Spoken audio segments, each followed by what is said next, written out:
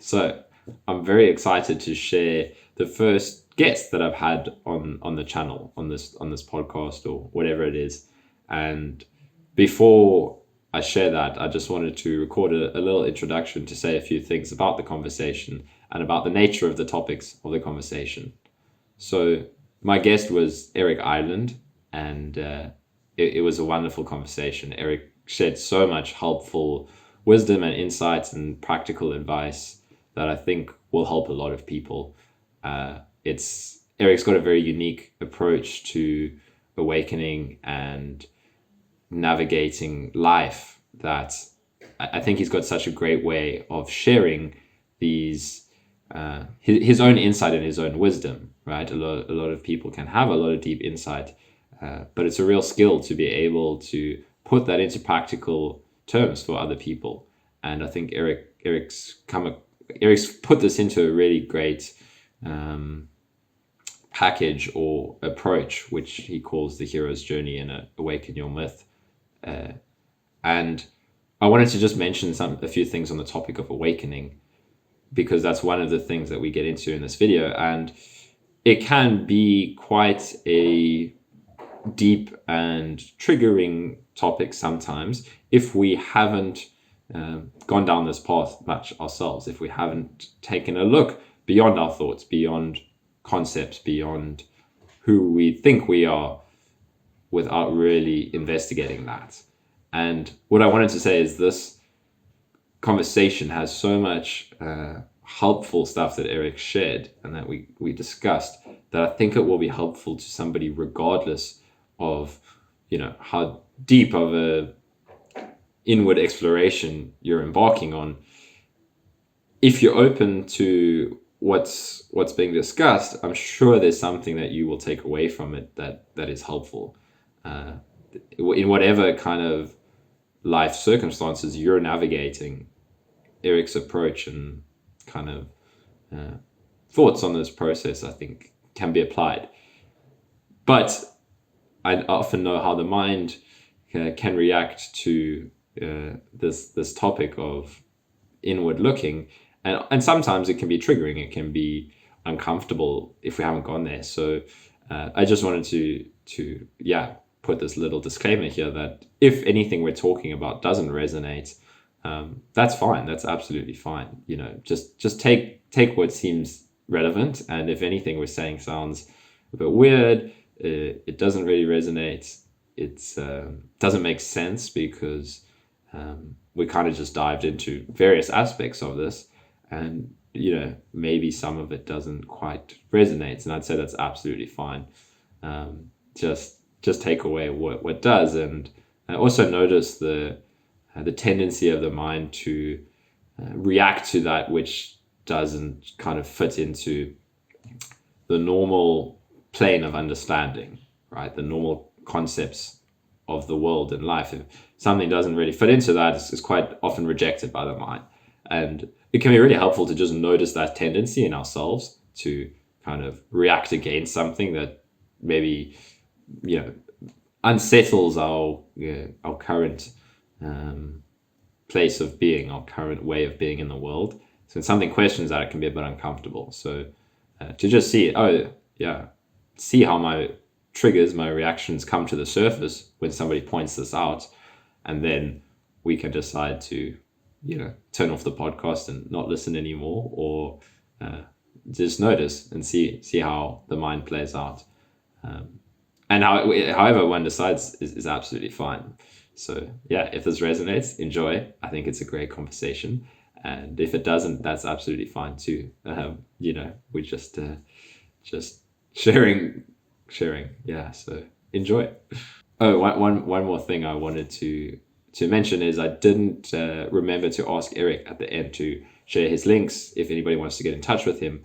So I will put below this video in the description on YouTube and on Spotify the link to Erik's website and any of his other stuff. I'm sure you can access it all from his website, but I know he does offer workshops and I think some one-on-one coaching around all of this. So if you enjoy Erik's approach and you want to work with him, I'm sure you can get in touch. So check that out. All right, awesome.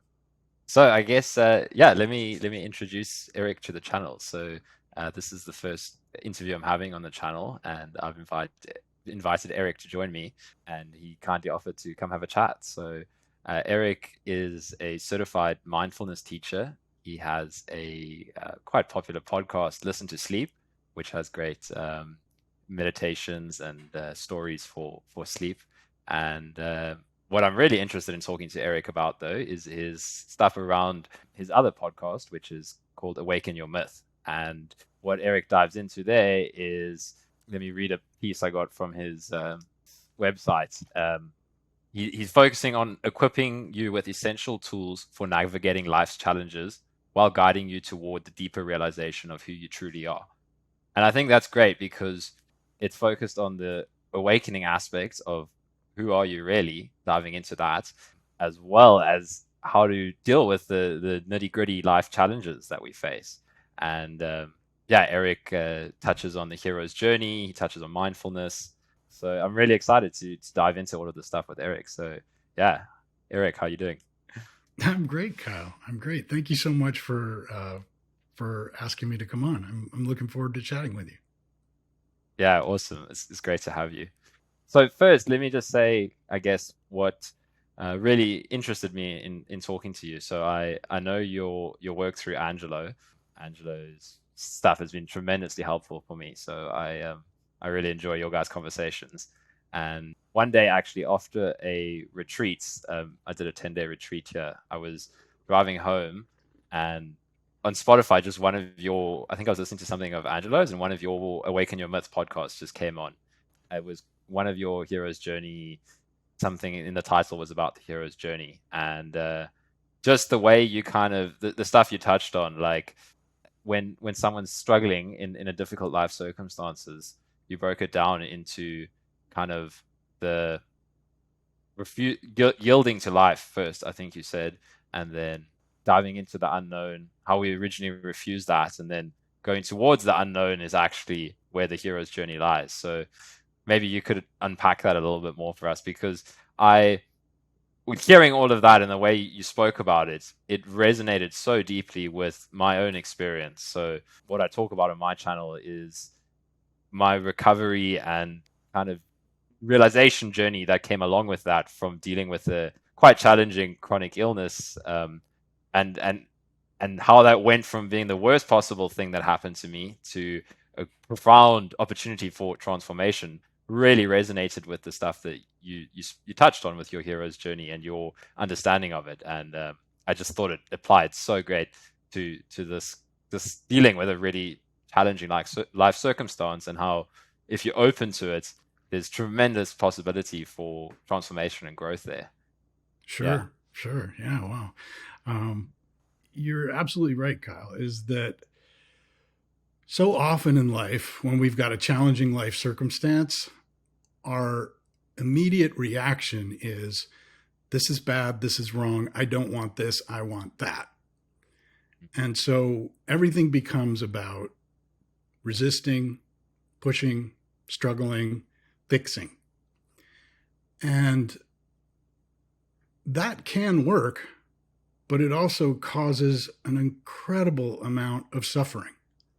And we've all seen it in our own lives. We've all seen at a time maybe when we've been going through grief or some kind of a physical challenge like you went through, where we just go, no, no, no, this is not what I want. No, no, no, no, no.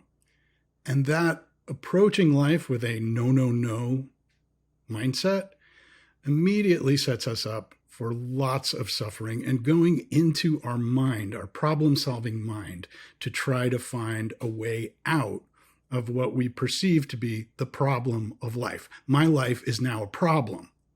So we make we make that jump basically to, it isn't life, it's my life. And my life is a problem. I saw myself do that over and over and over again in life, thinking that if I just had the right problem solving approach, or if I could just find someone else's path that I could follow, somebody who'd done it, and I could just do what they did, fine, I'll do that. The Problem was I tried everybody else's path that I could find, literally from gurus to self-help books to, coaching, everything.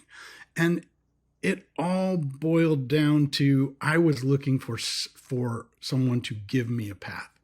I wasn't willing to turn around and look at my own path. I wasn't willing to step into the unknown and basically blaze my own trail through this challenge. And that was when I realized, okay, this isn't going to work. I need to start doing it differently. So then what I did was I looked to people who could show me how to know more deeply who I was. And I found that mindfulness was a great start. And so I became a mindfulness teacher because I wanted to not only up my own practice, I wanted to be able to share that with others because it was the first thing that really helped for me. And that's why everything about Awaken Your Myth and what I call the Myth's Mind Reset is centered on mindfulness. The Myth's Mind Reset, Myths is an acronym because I love acronyms. It's mindfulness, yielding, transformation, healing, and storytelling. And these are kind of the 5 pillars of how we can move through the outside world to know who we are more deeply inside. So it combines the hero's journey and mindfulness, where the hero's journey becomes a map of the unknown, if you will. Not like a map that's covered in paths and highways and all that, but simply a map of the terrain. Here is what we confront in the unknown. Here's what the sages and storytellers of prehistory have gifted to us to let us know that as long as there have been humans in this world, this is what we confront in the unknown. And then mindfulness allows us to have a compass as we move into the unknown, which is especially necessary for the way we live now.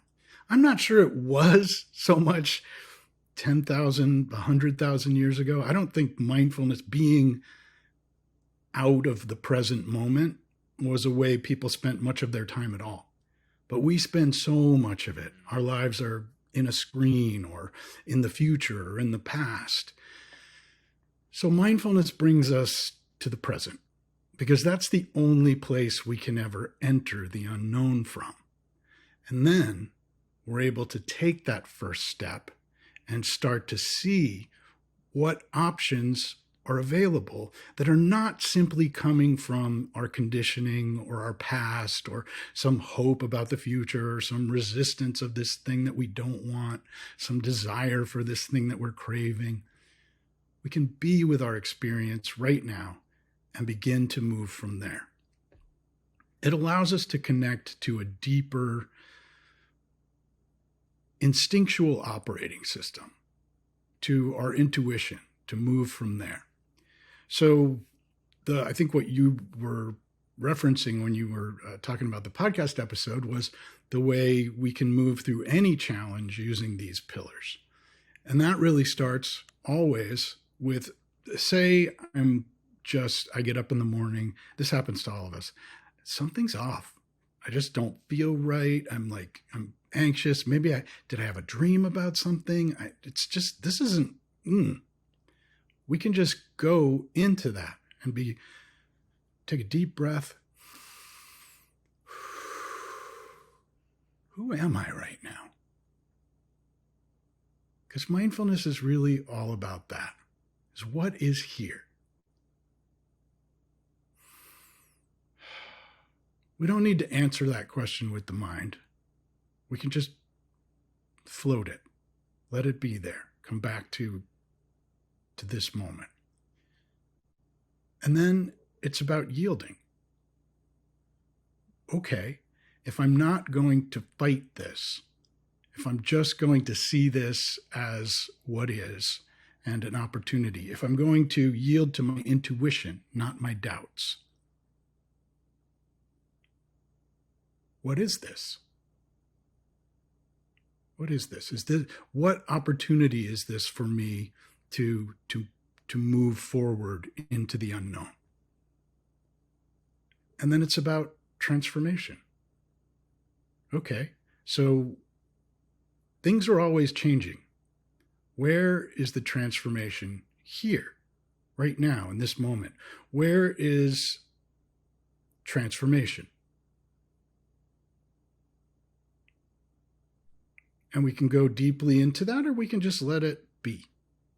Just kind of, again, float the question. Where is transformation in this moment? Where's the opportunity? And then it's about healing. Finding what that opportunity could actually be integrated into in us, in that moving, moving through that transformation, integrating it into our experience. That's where the treasure is. That's where the treasure in life comes from. That's where we really start to know ourselves for our own uniqueness. And so in that healing space is where we find the treasure of life, the hero's journey. And then finally, it's about storytelling. What story am I telling myself? Is this a story about my past? Could this be a different story about what's happening now? But what's the story here? Just gently going into what the story is. And just taking that brief couple minutes to kind of go through as many or as few of those steps as you want. It really, all you need to do is that first check-in, and then just allowing after that. But if you can sit down for 5 minutes, you can do that whole process and go through whatever experience you're having, especially if it's uncomfortable and you're like, you want some clarity on it. And then there's more information on this in that podcast episode that you listened to as well. Yeah. Amazing, man. So much good stuff there. Like, yeah, what I'll say, yeah, what you said initially, let me just feel back into that, about resistance. It's all waking up and feeling like there's a problem, my life is a problem.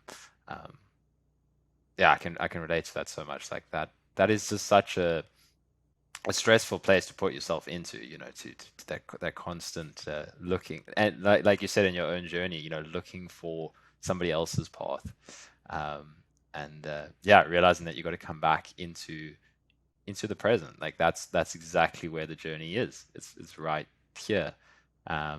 But sometimes we need that life challenge to show us that, like to to stop us and force us back into the present. I suppose that was my experience. Was I only was able to dive into this once the mystery gave me no other option, I suppose.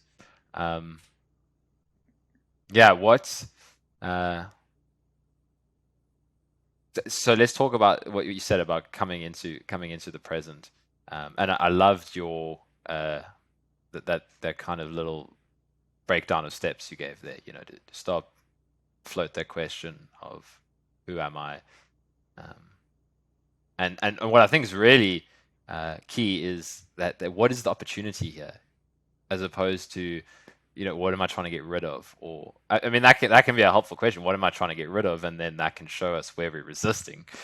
Sure. But like as that is such a key switch. Like I remember from my own path that I originally got that kind of approach from Stoic philosophy, actually, like looking at the obstacle and then seeing that's the path. The obstacle is the path, and to kind of have that shift. And it can take practice as different obstacles arise. Okay, maybe I'm okay with this experience, but this one, it was like a hidden in the subconscious that I didn't know I was still resisting. But yeah, I think that's a great way to put it. Is like, what's the opportunity here? Because that just opens, instead of pushing against and fighting and needing to fix. It's like, what's here? How can I let this show me the way? Well, yeah, and I think with awakening in particular, or what a lot of people call spiritual awakening, there is this whole idea that there will be this thing gained that brings happiness and peace. And there will be this thing lost, which is the unhappiness and all the stuff that goes with feeling like a separate, suffering self.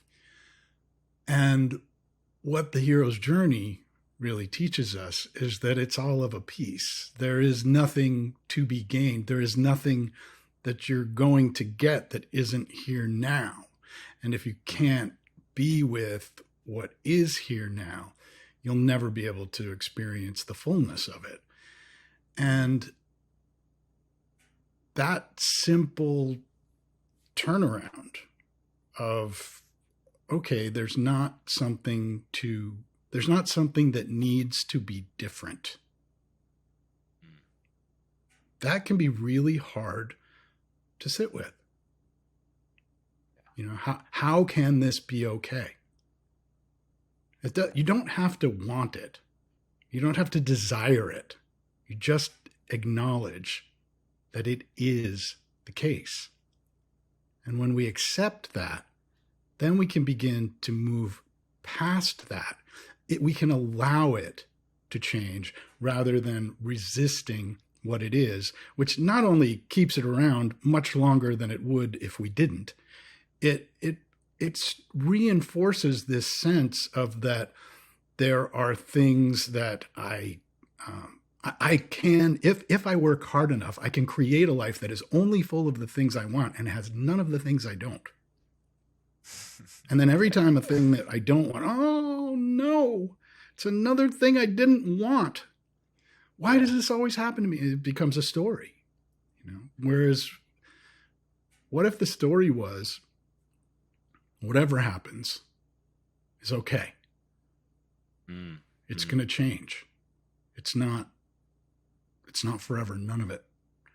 And embracing that sense of impermanence is so key to developing a mindfulness practice, to moving through suffering, to knowing that all conditions arise and pass away.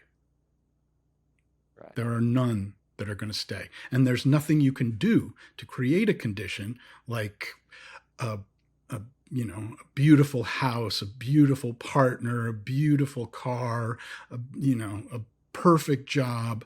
And when I get all those things, I can just keep them forever. And then I'm just going to die quietly in my bed one day, right? No, wrong. Yeah, it's absurd. So then what? Yeah.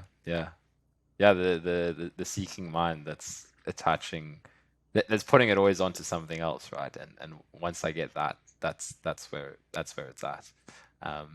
But yeah, I agree. The impermanence, I think, helps so much, especially for the intense suffering periods, right? When there is that strong resistance, like you mentioned at the beginning there, like I think you said, how can this be okay? Or the story should be, this is already okay, and how can that be? And the challenge that we face when, there's so much friction there's so much resistance initially to how to be with this.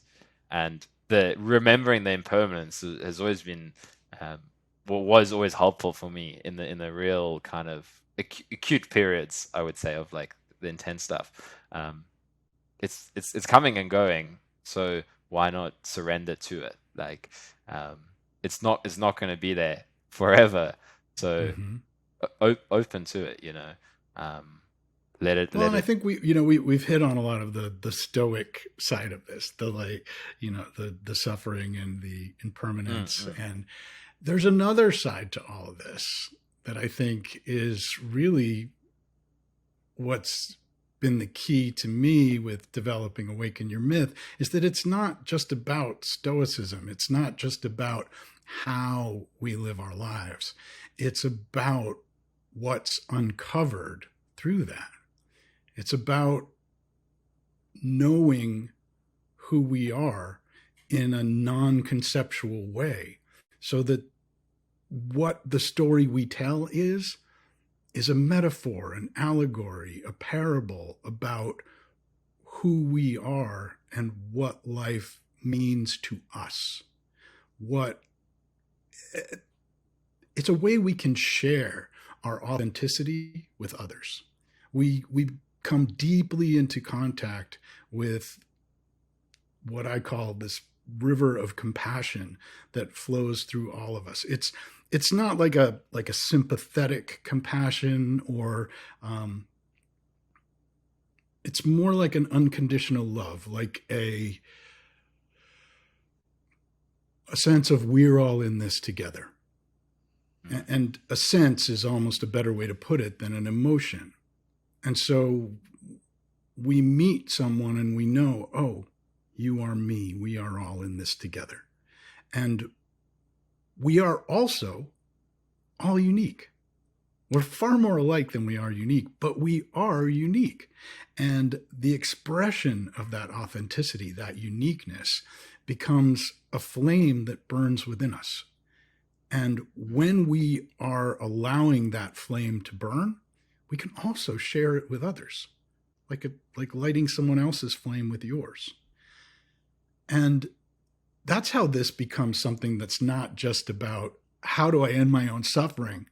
You know, I can't handle another minute of this. I need to be enlightened stat, which is how so many people approach spiritual awakening. I look at it much more like natural awakening. It's an uncovering of what is already here. It's a deep, non-conceptual knowing, a peace that doesn't go away.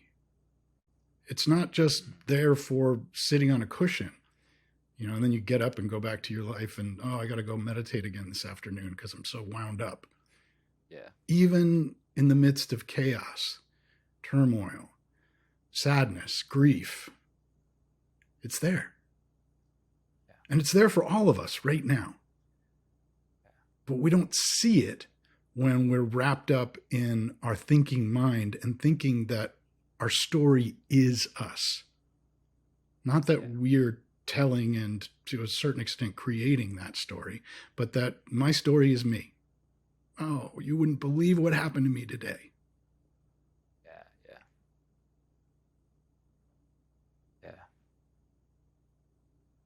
Yeah, man. You're bringing me into this kind of presence where I have a thought and then it's gone. The moment you finish speaking. We can just sit here. We can just sit here and smile for a half hour. Yeah, I agree. Yeah. Okay. What I wanted to touch on was what you said about authenticity, because I feel like that's so key for me from my own experience. What you mentioned now, and I was just checking out your website earlier, and you said something about authenticity being the key to both inner peace and kind of success in the outer world, and the meeting point of that is the true authentic expression. And I think like authenticity goes so much deeper than we initially realize when we first say the term, like, oh, let me be more authentic. And if we keep exploring what that means, authenticity, it goes so deep. Like for me, I would say I remember watching one of Angelo's videos on authenticity, and that was for me one of the biggest shifts out of resistance, I would say. It didn't feel like a massive awakening or something. It felt like a layer of suffering that left. And it was a realizing that whatever is arising, I don't need to make something different about it. Like it was like authenticity of what is here. Whatever is coming up in this moment is exactly right. It's and for me, I'd struggled for a long time with trying to control my inner experience of, don't feel this, don't feel that. And yeah, for me, authenticity was the key to like going deeper, was like, whatever, be authentic with myself. If I'm feeling this, I'm feeling that, as opposed to pretending I'm not. But then it goes so much deeper in so many different aspects. It's like, how do I now bring authenticity into expression? But I feel like it's strongly tied together. Is you have to kind of find that internal authenticity, or authenticity with your own internal state, and then it stay with that, and then the expression comes from it, if that makes sense. Yeah. Yeah. Because that expression is always a journey into the unknown. We never express ourselves fully knowing exactly what that expression is. Every time you put pen to paper or open your mouth to sing or do whatever it is you're doing to express yourself, it's a step into the unknown. And if we're only just walking down someone else's path, we'll never take that step. And we can become more comfortable with the unknown. That's what that whole 10,000 hours is. But you still have to step into the unknown every time. And authenticity is what shows you where to take that first step. It's what is your unique path. There is no path through life that you are supposed to have that you don't. It only boils down to, will you take your authentic path or won't you? And that's what the hero in the hero's journey always comes up against. Have you seen the Barbie movie? I have, yeah. Yeah. Okay. So the Barbie movie is a perfect hero's journey story. The oldest hero's journey story we have is the Epic of Gilgamesh from 2500 BC. And the most recent hero's journey story we have is the Barbie movie. So let's go with the Barbie movie. Barbie is an ordinary person in her ordinary world, which to us seems crazy, right? Barbie land. But something is wrong. Wait, why am I not happy? But she's trying to fake it. She's just trying to get back, just trying to do what she always did to get happy again. But it's not happening. And it's getting worse. And things continue to just get a little worse when we resist that call to adventure, which is that sense of something's not right here. The ordinary world isn't comfortable anymore. And that's when we have a chance to take that step into the unknown, to take that call to adventure and move on to our hero's journey. And of course, that's what happens with Barbie. And then she goes deeply into a search for who she is, into what feels like a completely other world, which it is. And she finds who she is through that search, through all the challenges, all the crap that happens to her. Everything she has to go through is what allows her to find who she is. But we look at it like, oh, no, this is all wrong. This is not what I wanted. I just want things to always get better. Okay. Not in this world. It's just not the way things go. And it's, yeah, that's what the hero's journey tells us. It's the gift that these ancient shamans and storytellers left for us, saying, hey, this is what it means to be human. And this is how you can find a deep, non-conceptual knowledge of your unique humanity. Yeah, that's great. Yeah, one thing that springs to mind is, so a lot of the people that watch my content are struggling with this kind of, they feel very stuck in a health crisis, that they're very limited, and that's what I like to try and share is from my own experience how to deal in that place. So I just wondered if you could give any tips in how to orient towards that that first step towards the unknown, is especially when it feels so much like something like you said, like this shouldn't be happening, and somebody that really feels that strongly, like, but sure, I can understand what they're saying, but what's happening to me shouldn't be happening. Like this is too much. You're going to tell me that this cancer is a good thing? Yeah, something like that. Yeah. Yeah. No, it's not.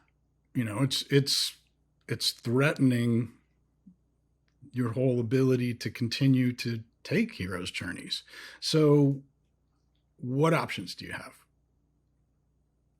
You can say, no, this is a terrible thing, and you can suffer now because of that, and continue to fight that way. Or you can go, okay, this is what is. It's not what I would prefer. It's not what I want. But it's also not going to be something I'm going to mount a full resistance to. I'm going to get curious about it. This is a part of the experience that I'm having in this life right now. What's here? What is this experience? What opportunities are here? Who am I in this moment? And being gentle with ourselves, being compassionate with ourselves. It's sometimes very hard to touch that river of compassion that we can sometimes sense deeply for others or for our pets or people we love, and then realize that it applies to us too. To have that sense for ourselves and to stop beating ourselves up, to stop feeling shame and guilt and anger about our situation. But to be compassionate with ourselves the way we would with our best friend or our most beloved pet if it were going through the same life circumstances. Yeah. And then we want to bring that curiosity into that space. Okay, what is this? What is this really? And go to the senses, not to the mind. The mind is available to, decide between this treatment and that treatment, to research what's best, what's not, but it's not the way to sort out, why am I so miserable about this? Why am I suffering about this? It's the biggest part of what's creating the suffering about that. Yeah. So we go to our experience, our lived experience right now in the body. What do I hear? What do I sense as touch? And we allow that to be what we get curious about. What does this feel like? What does this sound like? A good example is tinnitus is something that I've lived with for many years. And it's a ringing in what feels like a ringing in your ears, but it's actually just a ringing in your head that nobody knows what creates it. And at times it gets very loud. Like it really becomes just the only thing that I notice. And it used to drive me nuts. I could wake up in the middle of the night and just start thinking about, what if this never goes away? I put myself basically in a box and made a hell out of it. Mm-hmm. The tinnitus hasn't changed in years, but my curiosity around it, my ability to be with it, accept it, allow it, has taken all of that suffering thinking and just, it's gone away. It doesn't come back anymore like that. The sound is still the same. The experience is still the same. But the suffering is gone because I'm like, okay, this is what it is. The rest of my life may be this way. That's okay. That's okay. And if there were a way to fix it, would I? Absolutely, for sure. So that's really what we do when we look at yielding as the first step into the unknown. We say, this is what this is. Now what? Where do we go from here? And without going to the mind to go option A, option B, option C, we allow intuition to guide us. We allow the answer to come from the same non-conceptual place that we are dropping the question into. It's almost like we take intention and we drop it into surrender. I would like for this outcome, but I'm not clinging to that outcome. I don't need it to look like I think it should look. I can make the space to allow it to be what it is, to just allow the conditions to change and to be what it is. And that perspective starts to inform our knowledge of ourself and a sense of knowing, and kind of reinforces that, what I was talking about before, that sense of peace, that in that surrender, there is peace. It's an acknowledgement of impermanence. It's an acknowledgement of the things that we can't do. Yeah. Awesome. Yeah. I think that's, you summed it up pretty well there, like all the different aspects. Yeah, I think the tinnitus was a great example, because it's very similar to, my own experience, and I think what a lot of people that watch my stuff are going through as well. It's that, like you said, you put yourself in this box by the whole kind of attention and reaction to this thing and experience. It's like whatever the symptom is, it's tinnitus, or for somebody it's chronic fatigue or chronic pain or something like that. And it's like, sure, if you could take it away and it was an option, well, of course, why not?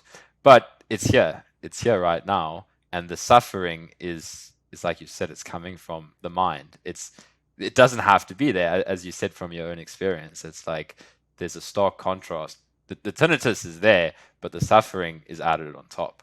Yeah. And yeah, I think that's great. And then what you said early on about compassion, I wanted to just come back to that, because I think that is such a helpful thing to keep in mind, is give yourself some compassion. Like for myself, it was such a key part of the journey, was like I was kind of so hard on myself that I have to fix this symptom, I have to fix that symptom, I have to do this, I have to do that. And then slowly I learned the way of finding that river of compassion, as you put it, and what a difference it makes to just kind of it's and that also kind of ties in with the intention and surrender. It's like, can you surrender to your own compassion that's already there? You just need to open it to yourself, basically. Like you said, it's there for a pet, it's there for a friend, it's already there. Even, like, I think this is an important thing as well, because if you'd spoken to me like 2 or 3 years ago, I was a very like harsh, judgmental person of myself, and I can see how many people are, but compassion isn't there. But it is. It's already there. It's almost the reason why you're so self-critical is actually coming from a place of compassion already. It's trying to fix something but you're just going about it the wrong way. You're going into the mind, and that leads to suffering. So, I love coming back to compassion, because it opens so many doors as well. It's like, if you can just open up to the compassion that's already there and surrender to it. And I also like the idea of holding kind of the resistance alongside with the compassion. So maybe there's let's usual example of the tinnitus. There's the tinnitus, and then there's the resistance, like the part of us that doesn't want it to be there. And it's quite a thing to see that can be there and the compassion can be there at the same time. Like, we don't have to obliterate the resistance. Like, oh yeah, I love this experience. Like, no, I can struggle, but at the same time, I can have compassion for that part of me that's struggling. I think maybe that's a place where a lot of people can get stuck as well. Like, I remember it for myself, is like, but how do I deal with resistance? So I think the fact that is, two can be there together. Yeah, and this is the difference between what we're talking about and like positivity. Mm. just like positive vibes only. I'm gonna make it, I'm gonna smile it away. This isn't Yeah. about denial or faking it or any of that. It's really about taking that connection, that self-compassion, and allowing that to be there along with the reactivity. When our buttons are pushed, or when we're just feeling like conditions in the outside world are, there's just such a quick, like cause and effect relationship that seems apparent. When we bring compassion into that mix, then we see, oh, maybe I don't need to have this reaction. Maybe this, what feels like a reaction is actually a thought I'm identifying with that isn't true, or isn't me, or is just one possible option. Because so frequently, this whole thing of triggers it's so big right now. Everything has a trigger warning, and it's don't trigger this and don't trigger that, and please don't say this because I find it triggering. I get that. And again, compassion is needed when people are having that experience. But Gabor Mate says, and I totally agree with him, a trigger on its own is useless unless there is an explosive attached to it. So if we're not willing to look at our own explosives, if we just claim the explosives within us as a part of us, that we can never be around other people who might ignite those explosives, we've set up a dynamic that really never allows us to be who we are, because we're always demanding a certain behavior from others so that we can be comfortable. Another approach is to go within, to do the work of asking, who am I? To do that shadow work, to say, okay, what is this? What is this explosive? To go hunting down the landmines and pulling them up. And then what someone else says, that's about them. It's not about you. It's not about me. I mean, ultimately, it's not about anything. But it becomes this way of allowing ourselves to move through the world with less and less resistance, and to see that reactivity is not a button being pushed and then like an electrical connection being created, and it can only ever be that way.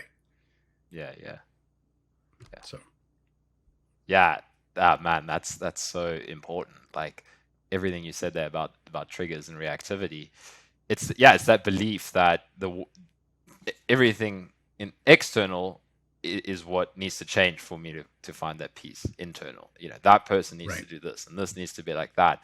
And then it's, as you say, it's like, if we look, okay, but where is, that's kind of like the Fetters approach, and like, where is the link between what you said about Gabor Mate, between the the trigger and the explosive? If you look and you keep looking, it's like, wait, maybe there actually isn't a wire there. I'm creating the wire there right now. You're the wire. Yeah, exactly. Really. You're the wire. You're just like making the connection. See, I blew up again. Okay. Imagine that. Yeah, that's so important to investigate, because otherwise, you're at the mercy of, and you're never going to kind of get conditions the way you want them to. You're never going to get everybody. Even if we're not talking about that kind of reactivity, just on a wider scale, with the way we look at needing things in life to be different, to be happy. Sure, we all need a roof over our head, and we need money for food and things like that. But is that where your focus is, or is it like I was watching this YouTube video that this guy did, where he interviewed all these college kids who he asked them what's the most important thing for happiness, and they all went money, money, money, money, money, money, money, money, money, money, money, money. And he's like, how much? Well, at least a few million. And the idea was that I know that I need a few million to be happy, and I get it. Even in the olden days when Grandpa was a kid, it was the same thing. It was like, and for so much of my life, I thought I don't have enough money. I don't, I need this, I need that, and it's this never-ending chase where outer conditions are going to create inner happiness. It never it works for a short time. It gives you a little dopamine hit, or oh, I got a new phone, shiny, you get that feeling, but it's like you get that same feeling if you smoke a joint or have a couple of drinks, or it's dopamine, it's serotonin, or whatever the chemicals are, right? It's not peace. It's not self-knowledge. It's not an abiding joy. But that's available to all of us when we go the other way. And we see that it's our birthright. It's already here. We're the ones that are putting all these conditions on experiencing it because we think it should be a certain way. And we're busy creating a life that is going to be that way. We don't have to do it that way, while still being able to. We can, again, drop that intention into surrender. There have been some amazing things that have been created in my life, and I was there, I was involved. When I look back on it now, the best things, the things that have revealed to me who I authentically am, that have brought me deeper into my own non-conceptual knowledge of myself, were the things that I allowed to be revealed, not the things that I went, oh, here's what we're going to do, and it needs to be this way. And sure, I have goals, I make plans, but there's no attachment to those. They can be there, and great. If they happen, awesome. If they don't, fine. It's just a different way of approaching it that doesn't have happiness riding on it. There's happiness, joy, either way. And there's grief and sadness and all those things. They're just allowed to be what they are. Yeah, I think that's so true. And like you say, the key is that meeting point of intention and surrender, where it's like, because you can take it too far either way. It's like, okay, no, I mustn't. That's what the mind does. Like, I've had that in my own experience, where okay, maybe you get some insight or something, and now it's like, okay, you have to completely negate all of the expression of the personality. But it's like it's exactly as you said. You can still let things happen and have intentions, but that surrender along with the intention kind of is really what and the letting go of attachment. And then when you combine those three, that's when the magic happens. And that's when things can fall into place or fall out of place if maybe we need to integrate some grief or some some trauma, even the falling out of place, like that's important. But I really like what you say about the intention and surrender, because it's fine to try to make things happen, but the attachment is where the suffering's at. Like, it's like, okay, when that doesn't happen, let's see, how do I react? What is the natural response there? And you see it all the time, that it's just people are so anxious about what they hope or are afraid of will happen in the future, and they're so depressed about what didn't happen or did happen in the past. And we're living between those two extremes, moving, clawing our way towards the future and what we want, pushing away the things we don't want in the past. And it's like this, we don't see that all these highs that we're craving necessarily come with these lows that we wind up getting.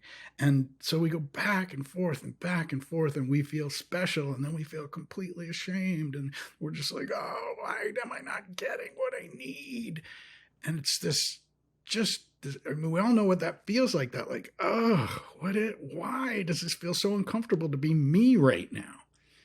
It's because we aren't either of these things. We're the seesaw, the fulcrum in the middle. And when we stop with the grasping and the pushing away, and we start to really see the way that whole mechanism of intention and surrender can allow a path towards authenticity and a deeper knowledge of our true nature, it just becomes the way we approach more and more of life. And so it becomes the default setting, instead of like, I need to get up here, and oh no, I'm back here again. How do I make this seesaw go back down? It just isn't. And a lot of times you'll hear people say that, Adyashanti says this, like, you can't really want this. And in a sense, that's true, because you do give up that like craving, that if you're really addicted to that sense of craving, and most of us are, it can be hard. It's like quitting anything you're addicted to. It's like the addicted part of us doesn't want to quit. We're like, no.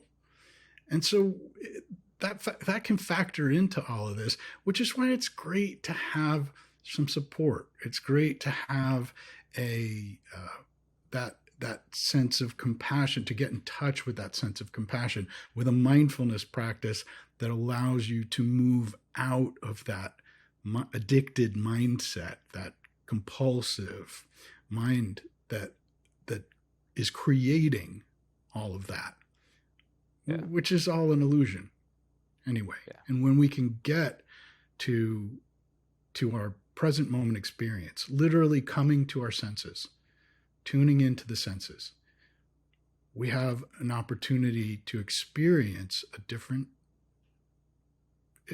experience of being. Yeah, for sure. Yeah, I like that Adyashanti quote, because it's as you said, it's you can't want this, because it's the wanting that goes away. It's like you have to address that. And that addiction. Yeah. What it's replaced with, there's nothing wrong with that. Yeah. So worth it. Yeah, like and like you said, coming back to the senses, like I think that's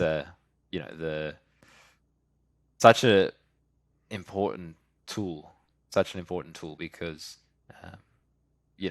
like a lot of the people that I talk to and work with is it's a lot to do with physical sensation and symptoms and all of that. And it's like, if you can get closer to the actual sensation, and this goes back to what you spoke about earlier about story, can we separate the physical sense from the story of the mind?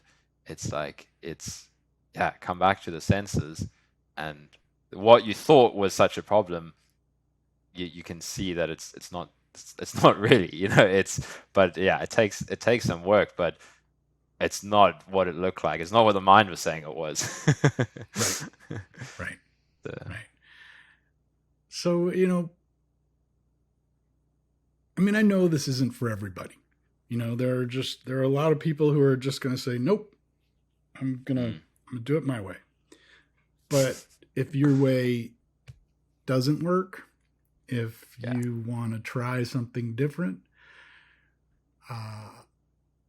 the whole reason I started Awaken Your Myth was that I just had spent 30-something years approaching life as a hero's journey, but only doing half of it, doing the adventure in the outside world without any kind of looking inward. thinking that, Yeah. oh, if the next adventure, this next thing, when I get this thing, that's going to be the adventure that brings it all together. Yeah. And it was crushing to find out after all that time and all that work and spending 20 years on some of these goals that, like, oh, everything's exactly the same. Wait, why am I miserable? That it really just took turning around and going inside as well as out. Yeah. It's almost like a journey that goes both directions at the same time. It's coming in and it's going out. And it brings the two together into one. And you start to see that there's no separation. There's no difference. There's not this line between them. Yeah. Yeah. Yeah. That's what I love about your approach to this, is that because I think you can, like you mentioned, your experience was focusing for so many years on the hero's journey without the mindfulness and the inquiry and the inner looking. But I think if you look at like spirituality, it can sometimes, like, that's what I love, that you bring the hero's journey and bring them together, because it's like you can do that on the other side. It's like you can and from my own experience as well, like I see that what you point to with that intersection is so true, because you can practice meditation and mindfulness, and you can really get in touch with a sense of peace on the mat at home in a certain environment. So maybe some people are then missing the hero's journey component, which is too, I think, is so important, because you got to go then into the unknown on the other side. Like and so many people think that things have to change in their life before they can awaken. They're not gonna be able to know who they truly are while they're still in this relationship, or they've got these kids at home, or this job that they hate. Oh my God, you wouldn't believe the jerk at my office. How am I ever? And it's not about like blowing up your life to somehow get this, ultimate cookie of a realization of your true nature. It's really about going deeper into our lives to know the fullness of our true nature. And that's hard for people who have been spiritual seekers a lot of the time to accept, because like, no. That's not the way the Buddha did it. The Buddha left and he did all the, but in the end he said, all of that asceticism and everything wasn't the way. That wasn't it. Yeah.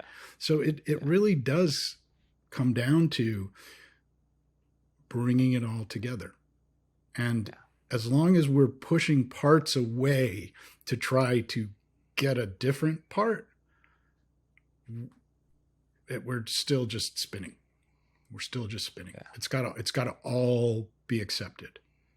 It's got to all be seen as of a piece for what it is. Or it's just, it just becomes what do they call spiritual bypassing? Where you're just like, you can learn all the words and you can adopt all the, mannerisms, but if you don't have the experience, if you don't have the realization, it isn't going to do anything. It's just going to look different. Yeah, and there is so much of that like spiritual and emotional bypassing. Like I saw that in my own kind of journey as well. In like you get certain insights and then you try to negate one part of your experience with that insight, or you as you said, you can even just learn how do they talk about it. Okay, there's no self here, there's no this, there's no that, but like what don't you want to feel, right. For myself that was so key as well. And like authenticity again, like, okay, wait, sure, but is there still something that I'm not really fully allowing here? Like why do I need to run to that story? Because if you really look at that completely, it's saying that there's nothing that's not it, but then why do I need to focus on that end of the spectrum as opposed to just, whatever is here? Yeah. So, yeah, I think it's the easy trap to fall into. Yeah.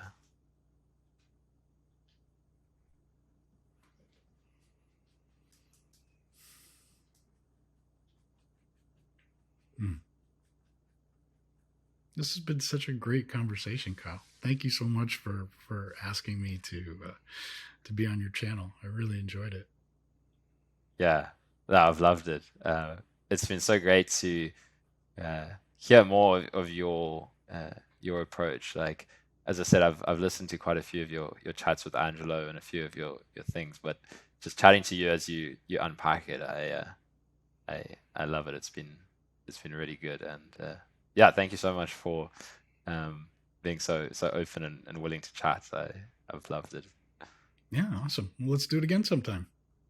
Yeah, definitely. I'd be keen. Okay, super. All right. Well, thanks so much. We'll see you next time. All right. Cheers, Erik. Keep well.